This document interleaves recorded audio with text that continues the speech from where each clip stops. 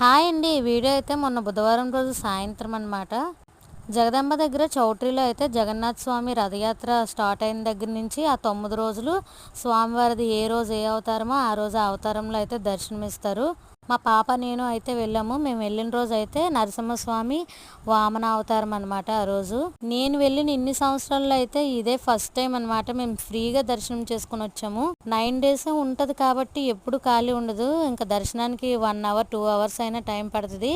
మాకైతే మొన్న ఈవినింగ్ వర్షం పడడంతో జనాలు అయితే ఎక్కువ లేరు. 10 and 15 మినిట్స్లో అయితే మా దర్శనం అయిపోయింది. చాలా అంటే చాలా బాగా జరిగింది. దర్శనం అయిపోయిన తర్వాత ప్రసాదాలు అయితే తీసుకొని గుడి దగ్గరలో ఇలా చిన్న చిన్న షాపింగ్ అయితే చేసుకున్నాము. బ్యాంగిల్స్ ఇవన్నీ తీసుకున్నాము. ఇంటికి వచ్చే దారిలో ఎల్లమ్మ తల్లి గుడి కూడా ఓపెన్ చేస్తుంటే అక్కడికి కూడా వెళ్ళి అయితే దండం పెట్టుకున్నాము. లాంగ్ వీడియో అయితే నైట్ అయితే పోస్ట్ చేశాను డీటెయిల్డ్గా. ఎవరికైనా ఇంట్రెస్ట్ ఉంటే షార్ట్ కింద లింక్ ఇస్తాను, ఒకసారి చెక్ చేసేయండి. వీడియో వస్తే లైక్ చేసి సబ్స్క్రైబ్ చేసుకోండి.